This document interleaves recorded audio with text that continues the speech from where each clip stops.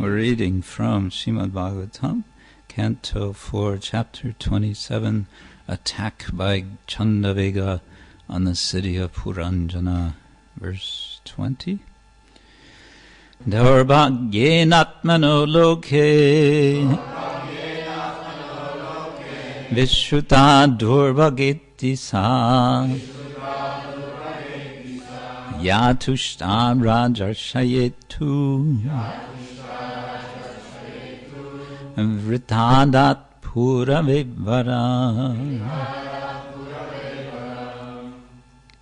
Translation and purport by His Divine Grace A.C. Bhaktivedanta Swami Srila Prabhupada Ki Jai.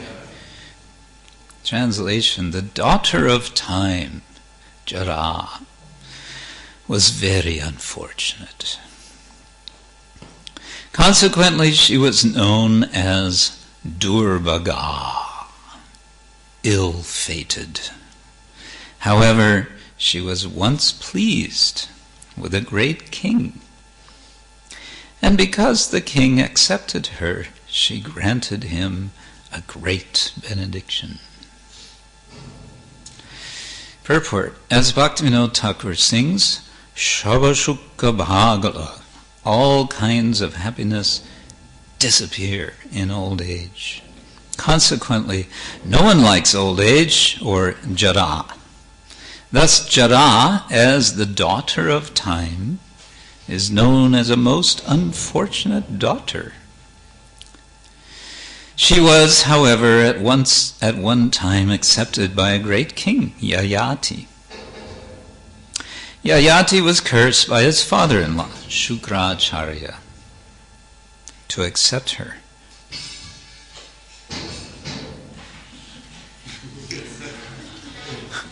It's the end of time. When Shukracharya's daughter was married to King Yayati, one of her friends named Sharmishta went with her. Later, King Yayati became very much attached to Sharmishta, and Shukracharya's daughter complained to her father. Consequently, Shukracharya cursed King Yayati to become prematurely old. King Yayati had 5 youthful sons, and he begged all his sons to exchange their youth for his old age. No one agreed, except the youngest son, whose name was Puru. Upon accepting Yayati's old age, Puru was given the kingdom. It is said that 2 of Yayati's other sons, being disobedient to their father, were given kingdoms outside of India, most probably Turkey and Greece. The purport is that one can accumulate wealth and all kinds of material opulences, but during old age one cannot enjoy them. Although Puru attained his father's kingdom, he could not enjoy all the opulence, for he had sacrificed his youth. One should not wait for old age in order to become Krishna conscious. Due to the invalidity of old age, one cannot make progress in Krishna consciousness, however opulent he may be materially. So ends Prabhupada's purport. Durbhagyenatmano loke vishruta durbhageti sa Yatushta rajarshayetu vritadat puravevaram. The daughter of time, Jara, was very unfortunate. Consequently, she was known as Durbhaga, ill-fated. However, she was once pleased with a great king, and because the king accepted her, she granted him a great benediction. This continues the story of King Puranjana, an allegory being told to King Prachinavarhishat in order to convince him to become thoughtful about the purpose of life. In the previous verse, he was addressed.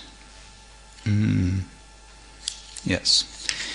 My dear King Prachina Barhishat, at this time the daughter of formidable time was seeking her husband throughout the three worlds. Although no one agreed to accept her, she came.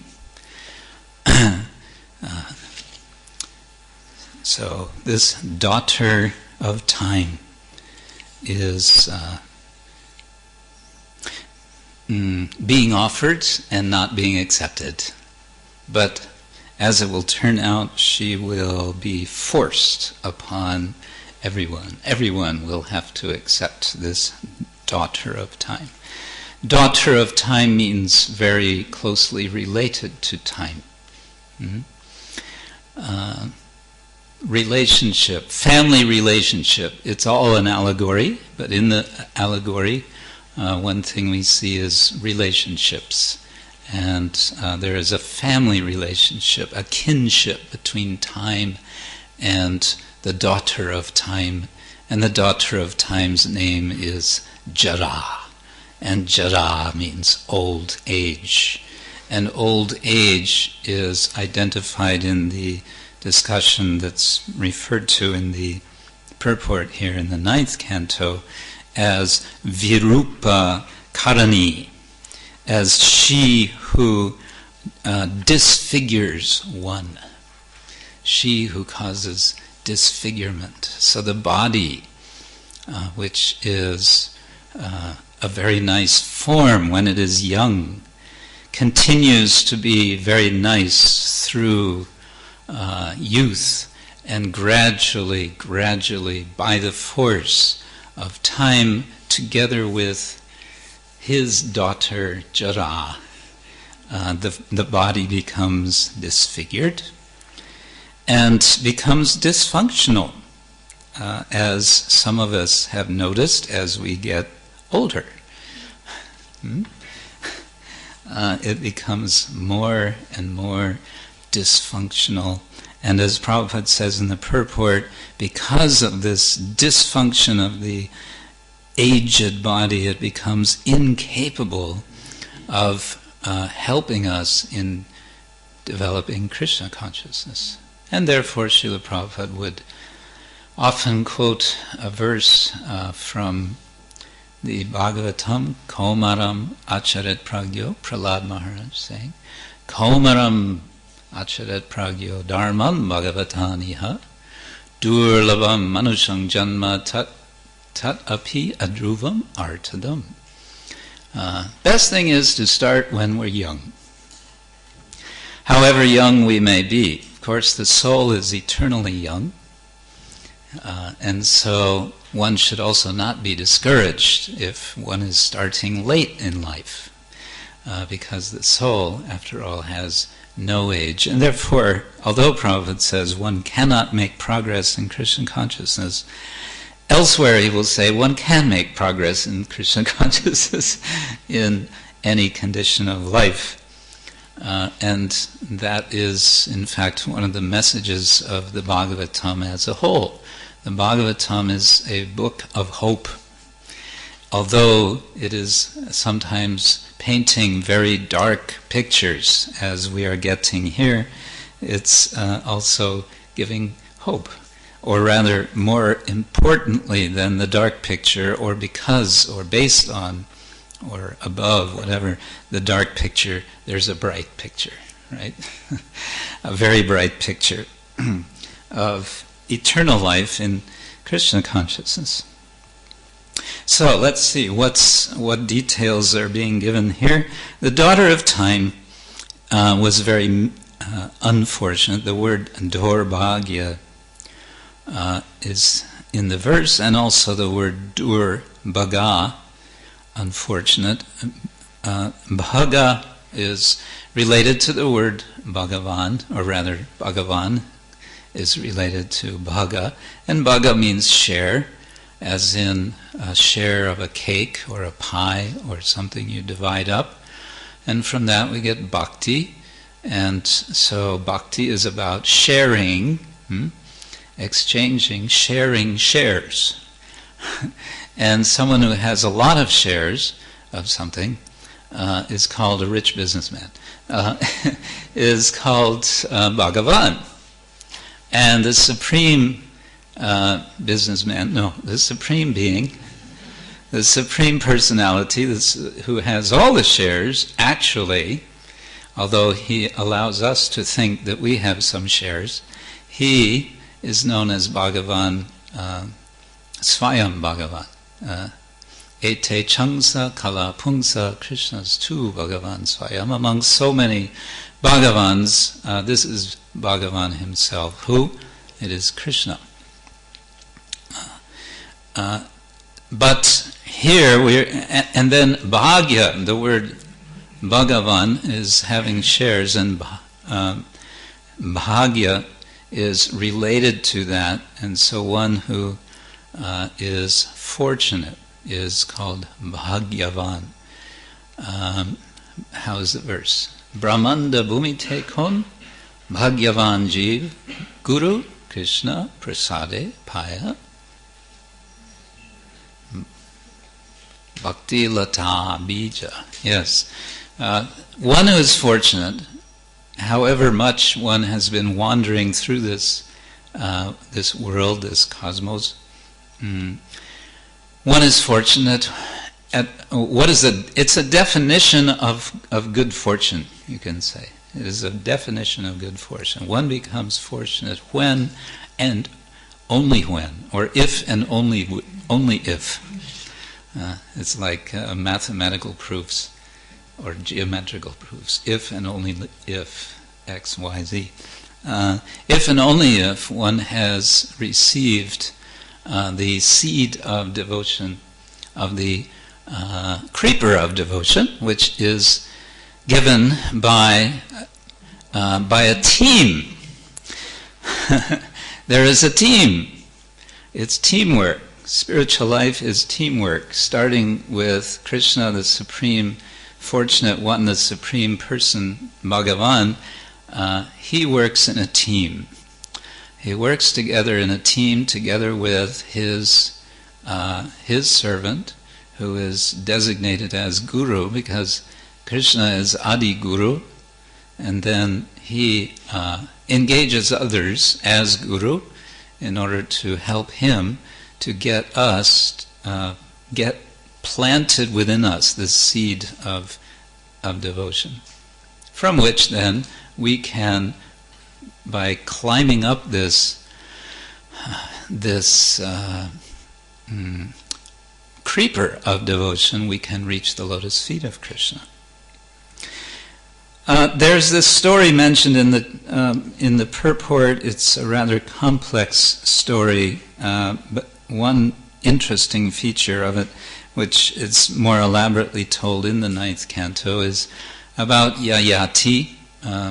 Like so many stories in the Bhagavatam of kings going hunting in the forest, Yayati is hunting in the forest and he becomes thirsty, and what does he find? He finds in a well a certain girl named Devayani, and she is naked, and she's been thrown in the well by her friend Sarmishta, who became angry with her because she had taken her clothes, Sarmishta's clothes, instead of her own clothes, after they had all, together with their many friends, were bathing in a lake, and Lord Shiva came along. They all put on their clothes.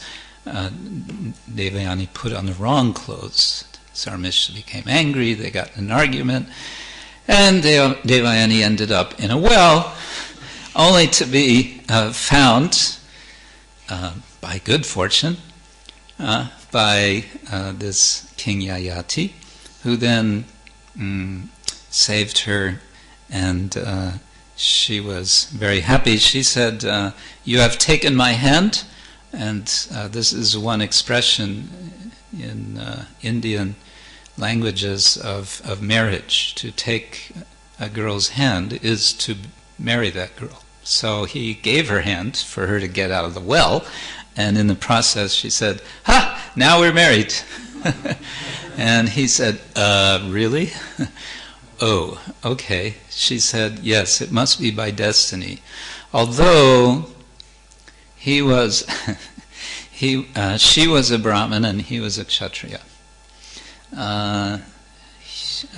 She had been cursed. That's another story. There's always cursing and counter-cursing.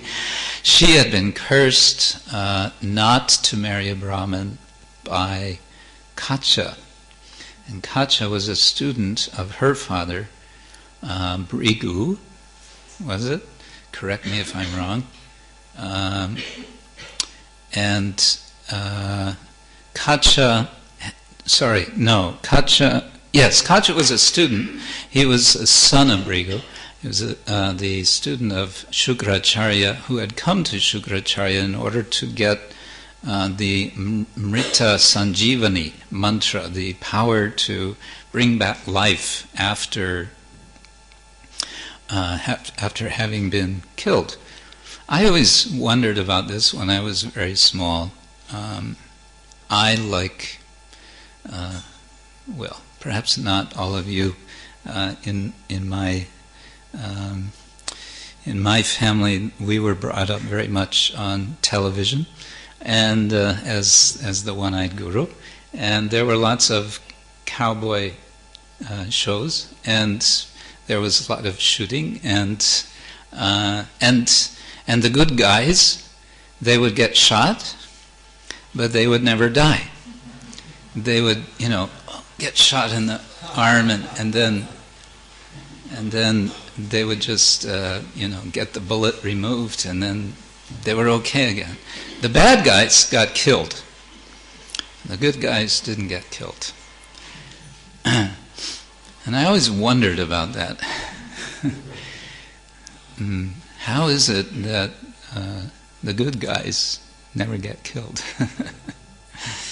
Anyway, this situation, of the gaining of the Mrita Sanjivani, led eventually to Kacha becoming cursed, because she, the daughter, wanted him as husband. He said no, because she was the daughter of his guru, and so she was in a position of, he felt superiority to be respected as mother, and so he said no, and then she got upset, she became angry, cursed him. You will not be able to use, you've received now this knowledge, you're not going to be able to use it.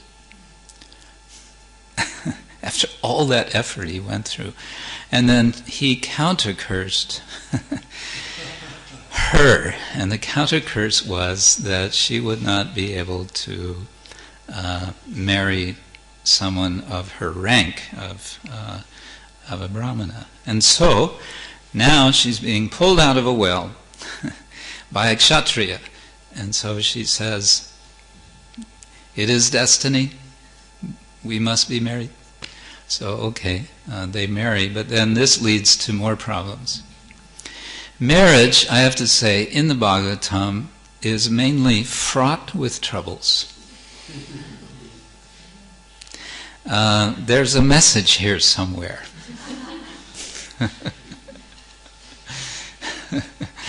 It's not always the case that it's fraught with troubles, but to a large extent it's fraught with troubles, which leads to a further, a slightly unrelated, but of course related topic, and that is thinking and thoughtfulness. We heard this morning in the reading from Namamrita, which was a purport from 4th canto actually, that about Muni.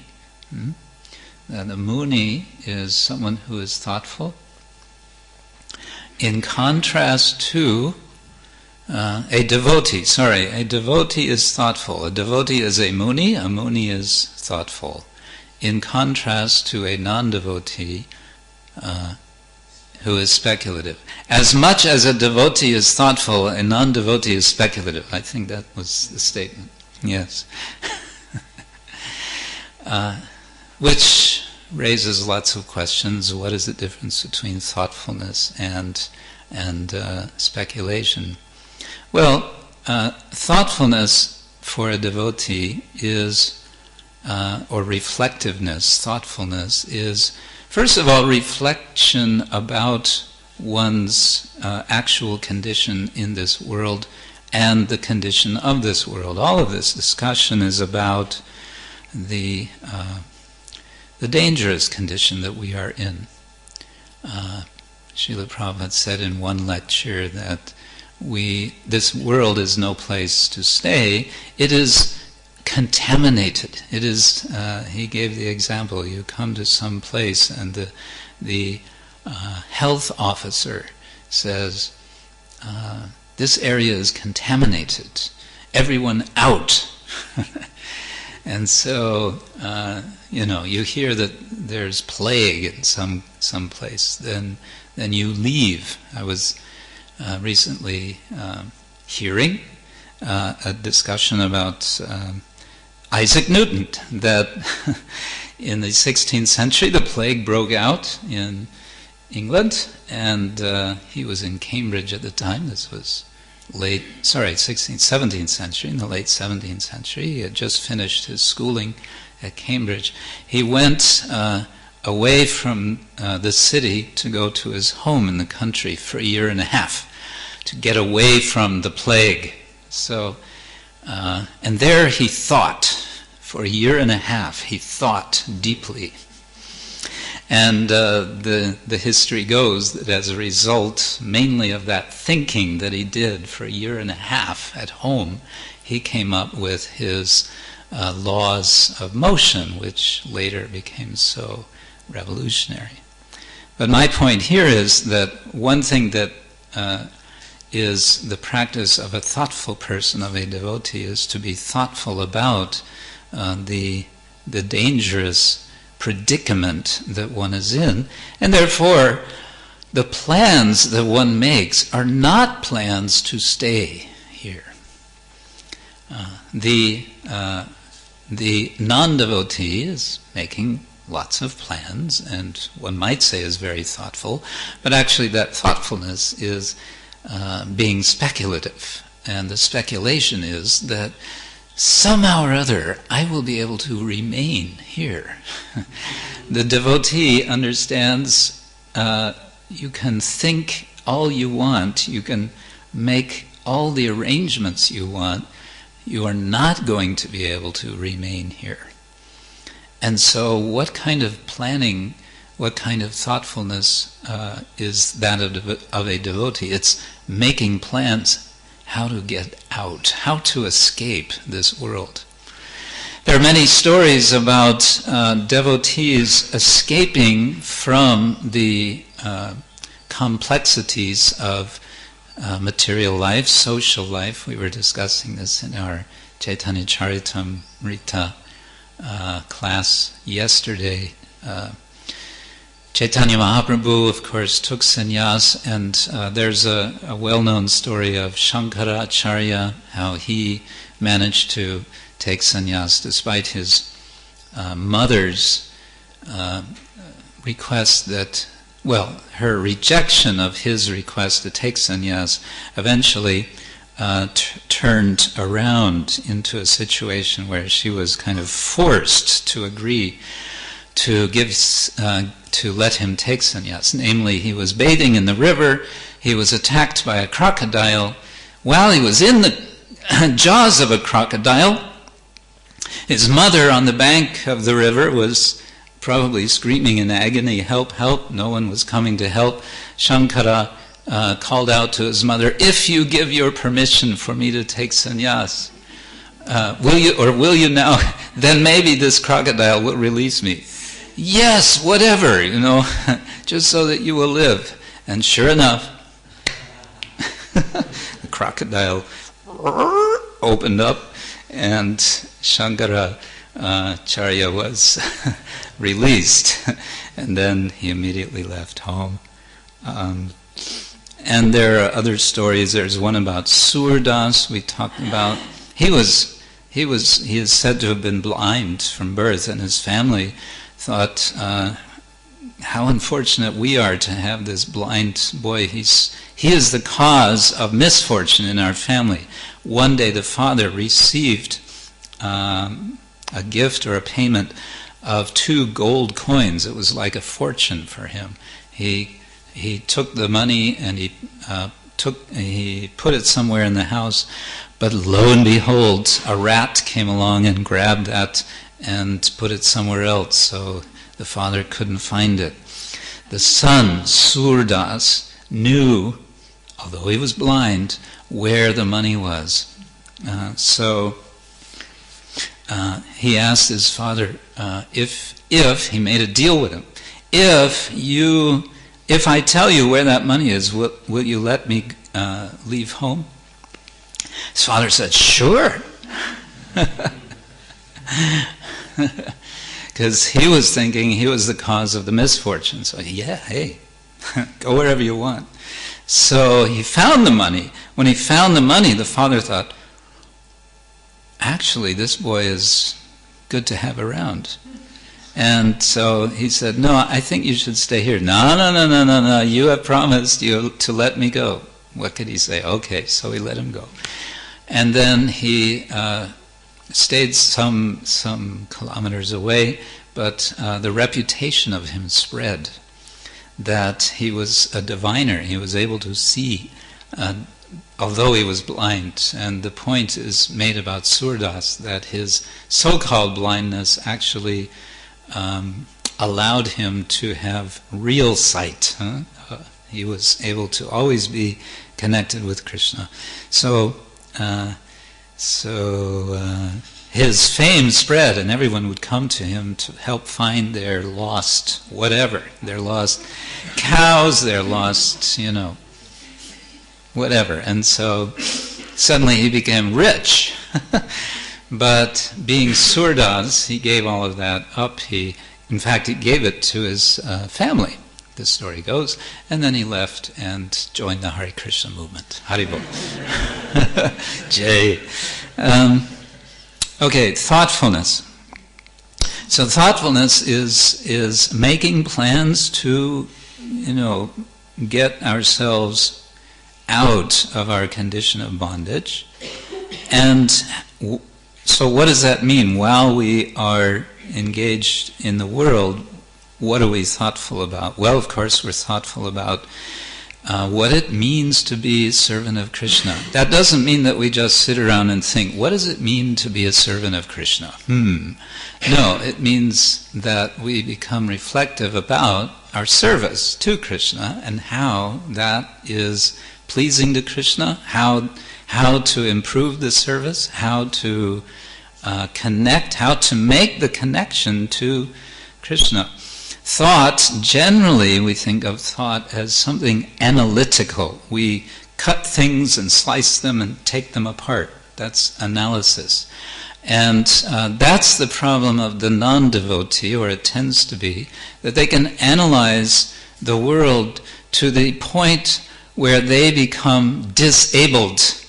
There's a very nice little essay by one professor of philosophy I was reading the other day.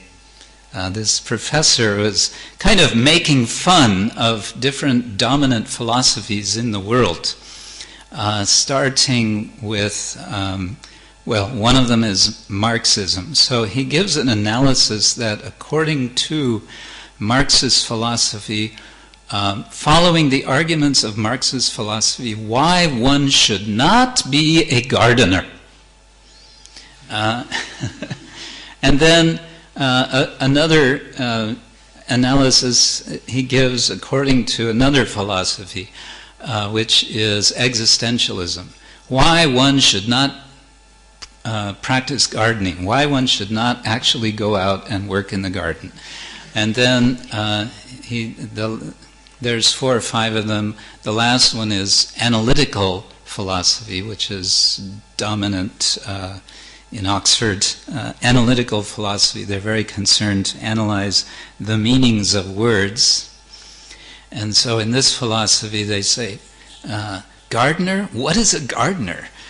we have to first understand what is a gardener. And until we understand what is a gardener, we cannot garden. And like that, there's constant dissection to the point of inaction. But devotional thoughtfulness is actually a process of synthesis. And it's a synthesis which is bringing ourselves together with Krishna in a process of constant remembrance of Krishna. Smartavya satatam Vishnor vismartavyo na jatuchut. Sarve vidi nishedhasyure tayoreva kinkara. One is always remembering and never forgetting Vishnu. Srila Prabhupada explained in another lecture, it was an initiation lecture, so he was explaining, Om apavitra apavitro va sarvavastam gatopi va yasmarit pundarikaksham sabahya vyantara shuchi. Shri Vishnu, Shri Vishnu, Shri Vishnu. And he's explaining, Pundarikaksha is the name of Vishnu. But just to make sure, if someone is thinking Pundarikaksha, Pundarika, this means lotus, Aksha means eyes. So my beloved, he or she or my beautiful son is Pundarikaksha. In case someone is thinking that, so the completion of the mantra is Shri Vishnu, Shri Vishnu, Shri Vishnu, just to make sure one understands that it's Vishnu, it's Krishna, who is Pundarikaksha, that one will always remember and never forget. So our practice of thoughtfulness is the practice of synthesizing everything and seeing how Krishna is present in our lives, how Krishna is present in our service, and also how to make the connection of others who are currently disconnected from Krishna, who, instead of being thoughtful, although they are making so many plans, are speculative. How to make someone who is speculative into someone who is thoughtful. How to, in other words, attract someone to engage in the service of Krishna, to engage the mind. How can I spread this Krishna consciousness movement, which Prabhupada said is the best way to engage the mind, to think, how can I spread this movement? In that way, of course, we become fortunate, we make others fortunate, and again, fortune means having shares. We share with others what is to be shared. There's really only one thing to share, isn't it? And that's Krishna consciousness. We make ourselves fortunate, others fortunate, and then there's a chance that the world can become fortunate. Otherwise, it's a very dark place where old age is simply making everyone into virupa, into disfigured. People's natural beauty becomes lost by old age. Grantara Srimad Bhagavatam ki jai, Srila Prabhupada ki jai. Any comments, further points, questions? Yes. I was just thinking about this cursing of the Brahmin lady. Cursing of the Brahmin lady, yes. But just in one way a little bit appropriate, because she cursed him that he could not use his knowledge. Mm-hmm. And he cursed her while he could marry anybody with her knowledge. Yes. Yeah, you'll find that this is usually the case, that a curse is somehow fitting to the offense, and similarly, a blessing will be fitting to the pious action that someone does. Yeah, it's like that. Yes. So therefore, yes, you want to? Oh. Go ahead. Yeah, it's just that you're saying that